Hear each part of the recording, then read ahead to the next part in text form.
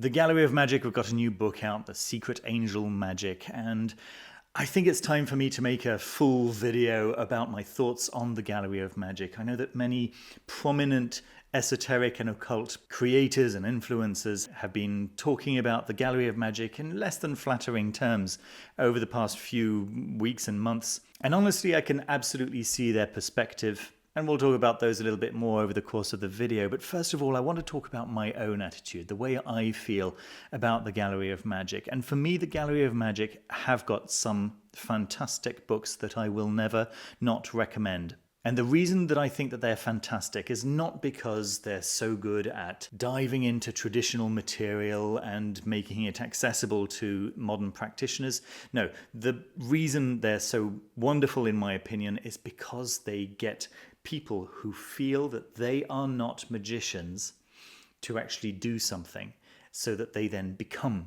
magicians.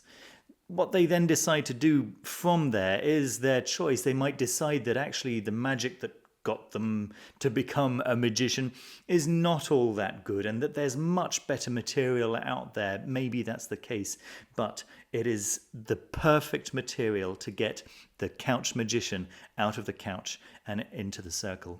Now, the books that I always recommend for absolute beginners are, first of all, Magickal Protection. I say Magickal Protection because this is a book that has some very, very simple protection magic that makes the practitioner feel comfortable and confident that if they start doing something that might be the safest ritual in the world, but they're still feeling worried, they then have a very simple ritual, the sword banishing ritual, that they can do in just seconds and feel safe. Now, I do one-to-one video consultations, tarot readings, I Ching readings, and just one-to-one conversations where people ask me questions and I give them the best answer that I can. And during such a recent conversation, I was saying that it's a little bit like going into a cave. If you've got a hazmat suit on, going into a cave feels very different than going into a cave with shorts. It might be the safest cave in the world. The thing is, you don't know. It's a dark place. There could be anything in there. You don't know because you're a beginner. It's the first time you're entering that cave. And giving absolute beginners a hazmat suit makes them feel that they can go into that cave. And then they look around and they realize, okay, I see the kinds of dangers that there could be here. I probably don't need a hazmat suit next time I go in. But the point is that they had that hazmat suit and they dared to go in for the first time. So that's the first book that I always recommend, and it's from the Gallery of Magick. Are there other books on protection out there? Yes, Jason Miller's got a fantastic book on protection. Josephine McCArthy's got a fantastic book on protection. Both of these books are examples of great material that's out there that is right for people who have taken their first steps already and want some real protection for the really difficult situations that they might find themselves in. But you're not going to find yourself in a really difficult situation when it's your first ritual that you're undertaking. For that, you want something very effective, very easy to do, something that you can memorize in seconds flat, and something that you can perform in seconds flat. And that sword banishing ritual is that. Now, the fact that the entity is called in that sword banishing ritual would be taken from the work of Jacobus G. Svart without any credit whatsoever is another matter altogether, and we'll talk about the whole plagiarism thing and the lack of credit thing in a moment. But for the moment, I'm just talking about the books that I recommend and will never not recommend. And the second one is the Magickal Cashbook. I recommend the Magickal Cashbook because it gets people working with actual materials. It actually gets people to create like a little notebook that you've got to prepare with different colors on the front and on the back, and you've got to draw a sigil. For many people, that's their first ever sigil that they draw, the first magical image that they engage with, the first magical object that they engage with. And the great thing about it is that it's not an angel being called, it's not a demon being called, so there isn't this kind of Christian baggage being brought to the table at this point. It's a genius. So a spirit apart from all of that. It comes from the grimoire called the Noctameron from the 1st century. And it's not a spirit that's interested in lying or in getting revenge or in anything like that. And it's also not a spirit that's interested in your morality or anything like that. It's just a spirit that does what it's told to do, which is to get you specific sums of money. Now, why do I recommend this book? It's because it works really simply, really easily. It gets a result. And that's what many people starting on their path are looking for. A result, a tangible result that they can't deny. And when you've asked for $27 and you receive $27, it's a surprise and it's a confirmation, one of many, that you're going to need to start feeling comfortable that, my goodness, no, this does work. And it's worth my while to put more effort into this to get more interesting results and not just results about getting extra pocket money. All right, so you got the hazmat suit and you got the confirmation that magic works. Next, you're going to want to start working with some entities to bring about a range of results. You're going to want to choose what it is that you want to happen in your life. And for that, there are 2 options that I give people. There are some people who feel like, no, the whole idea of angels is repulsive to them. They don't like that idea at all, and they're really very keen to work with demons. Well, to those people, I recommend looking at the Demons of Magick. It's a very sensible book, in my opinion, that gives 3 separate types of working for 3 different intensities of encounter. There's one ritual where you're just sending the message. There's one ritual where you're feeling the presence of the demon and you can actually have a conversation. And there's one ritual where you're calling the demon into your actual presence. And honestly, that one's so convoluted that nobody chooses that option. They tend to go for the first 2, and usually actually the first. And on the other hand, there's the people who hate the idea of demons and only want to work with celestial beings, and they want to work with angels, and for them there's the 72 angels of magic. And it's literally the angelic counterpart, the 72 angels of the Shem HaMeforash, which are being worked with in the 72 angels of magic, to the 72 demons of the Ars Goetia, which are the demons that are worked with the demons of magic. And in both cases, absolute beginners are able to make a first approach to entities that they've heard of, and they can actually work with them in safe conditions and see actual results happening.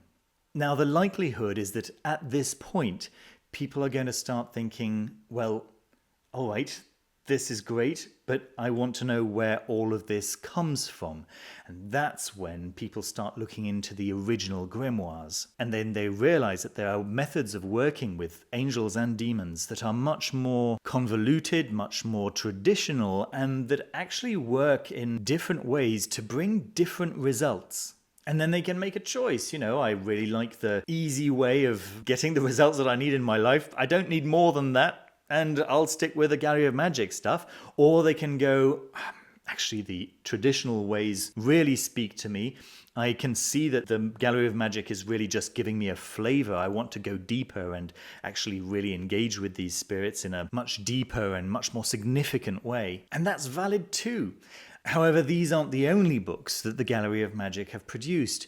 For example, they've made a book where they simplify the process of working with John Dee's Enochian spirit. And for me, that's kind of like a no-no.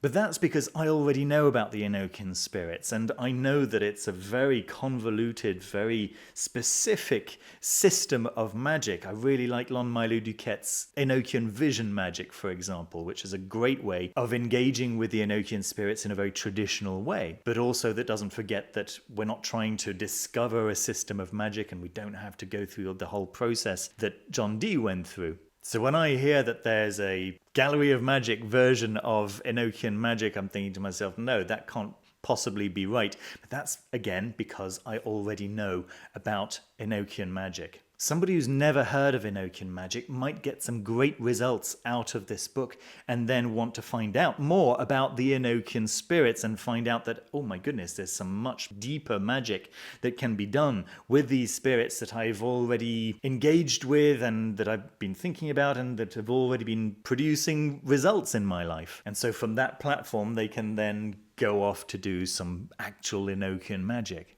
And the same thing for the Holy Guardian Angel. There are some magic practitioners out there, some magic influencers out there who are positively angry at the fact that there's a Gallery of Magick book about the Holy Guardian Angel, and I can understand their perspective. They have come to the Holy Guardian Angel concept from a very traditional perspective, and they've had a very meaningful, very direct experience.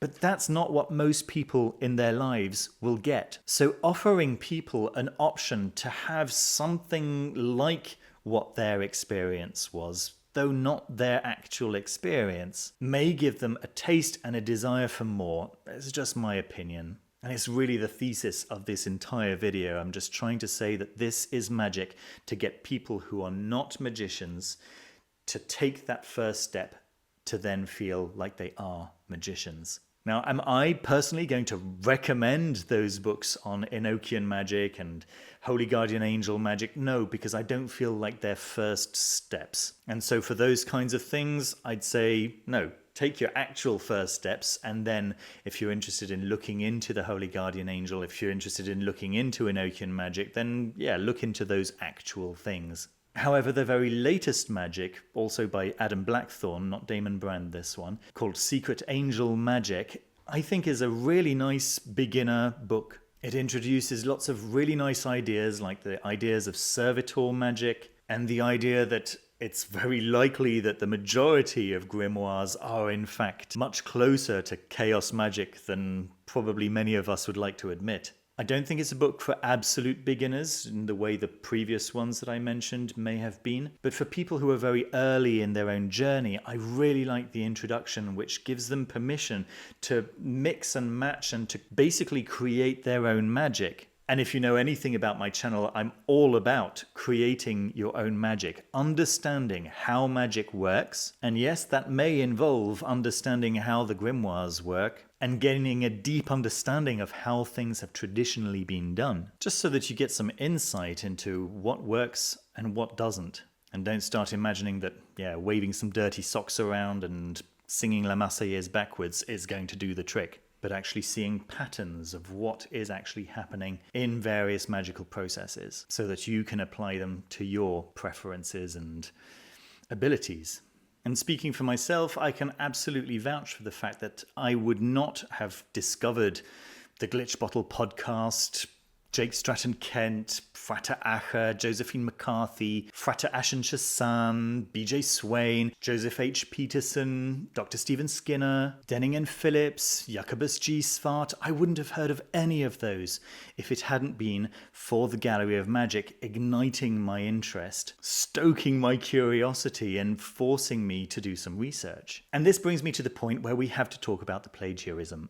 Back in 2014, when I was reading those early books by the Gallery of Magick, it was extremely frustrating for me that they weren't saying where these ideas were coming from, where they were pulling the names of the entities from. They weren't stating any of their sources. They weren't giving examples of other previous magicians who had thought the same ideas. And that was extremely frustrating for me because I like to know what it is that I'm working with, right? But you know what? If they had put a footnote saying, hey, we got the names of Yohach and Kalach from our sword ritual from Jacobus Svart's Book of Sacred Names, I'd have had a look at that and gone, yeah, okay, I don't know Jacobus Svart, but all right, fine. They've stated their source, that's good enough for me, moving on. But the fact that they didn't state their source meant that I had to research those names. And through the research of the names, I was able to find Jacobus Svart's actual work. And seeing the quality of that work made me want to read more of his work. And then suddenly I realized that he was fully explaining all this stuff that the Gallery of Magick were just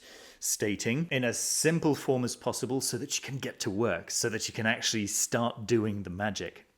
So yes, I guess what would be nice would be for the Gallery of Magick to make a statement at some point recognizing and thanking the authors that have come before them and who've influenced them. That would be a nice touch, I think, and I think many people would appreciate that. And in fact, this latest book goes some way in that direction, at least acknowledging the source of the entities that are mentioned here, giving a little bit of a lesson on the difference between a genius spirit and a genie or a jinn. They're very separate, different things. But that, of course, comes at the expense of approachability and accessibility, and at the expense of the speed at which the absolute novice can actually start. Takes up some pages to talk about those differences between geniuses and genies and the possible history of both and things like this. And when your book is specifically aimed at practical magic, get this magic done now, those extra pages, well, they count. Although I'd say that given their success, they are probably talking now to established practitioners who can take a couple of pages of insight into what they've been doing. Now, I will say, folks, that the Gallery of Magick have never reached out to me. I've never had any communication with the Gallery of Magick. Their anonymity is pretty much absolute. I know that some people have had thoughts that they may be this famous magician or that famous magician, but I actually honestly think that they're simply practitioners and that this is their only public work. It's my hunch anyway, given the famous practitioners that we all know. What is quite possible, however, is that they may be authors of other types of work under different names. That's quite possible. And I know that that anonymity bothers some people as well, and I can understand that. However, my perspective is that magicians who share information about magic, their lives should be quite separate from that. And as long as they're not spreading conspiracy theories and pointing people towards politically extreme ideas, I really don't have an issue with them being anonymous. So that when Damon Brand gets exposed for having cheated on his girlfriend or whatever, it doesn't besmirch the entire magical community. Little note to Damon Brand's girlfriend, boyfriend, husband, wife. Obviously, I don't know anything about Damon Brand. It's just an example. There we are, folks. What are your experiences with the Gallery of Magick? Do you hate them with a passion? Do you love them unconditionally? Let me know down in the comments. And tell me just if they've had any kind of influence on your own practice. For now, I just want to say a big thank you to all the Foolish Fish members for keeping the channel alive and making videos like this one possible. Memberships from YouTube and from Patreon. I do emphasize Patreon because they take a much lower cut out of the money that you send me than YouTube do. All levels of membership from YouTube and from Patreon give you access to the Discord server, where we've got over 300 different channels where you can ask questions and answer other people's concerns on many different magical concepts. It's a really nice, supportive community. Even though the rules are pretty strict, it does keep the community safe and like a library, basically. Members at level 2 and up get access to my pathworking meditations, and also a monthly 7% discount for Black Letter Press. And members at levels 3 and up get added to my daily planetary ritual to receive blessings and benedictions from the planetary spirits of the day. I want to say a particular thank you to the level Infinity members: David Venturini, Caitlin Kopok, Aritz Murueta Ramos, Danny Barr, Eamon, Howard Wolf, Linda Hendricks, Stephen Hunter, and Susanna Red Elves. Thank you so much for your incredibly generous support. I deeply, deeply appreciate it. And also a deep thank you to all the level 3 members whose names you can see scrolling up on the left-hand side over here.